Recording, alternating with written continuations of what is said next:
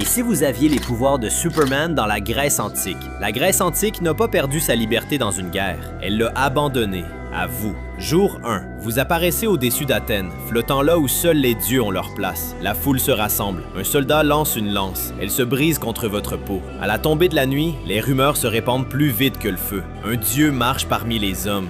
Jour 2. Sparte envoie des guerriers pour tester le mythe. Vous les laissez attaquer. Les épées se plient, les boucliers se brisent, le sol se fissure sous vos pas. Pour la première fois, la Grèce comprend. La guerre est devenue inutile. Jour 3. Les dirigeants vous accueillent comme un protecteur. La foule acclame lorsque vous empêchez les crimes avant même qu'ils ne se produisent. Vous entendez tout. Les complots, les mensonges, les trahisons murmurées derrière les murs de pierre. Plus rien ne peut se cacher. Jour 4. Un politicien sourit en vous remerciant publiquement. Cette nuit-là, vous entendez le même homme planifier votre assassinat. Vous arrivez avant la fin de la réunion. La pièce devient silencieuse. La confiance meurt instantanément. La peur la remplace. Jour 5. Les guerres prennent fin parce que personne n'ose les commencer. Le crime disparaît. Les villes deviennent parfaitement sûres. Le débat disparaît. La démocratie ralentit, puis s'arrête. Pourquoi voter quand un seul être connaît déjà le résultat?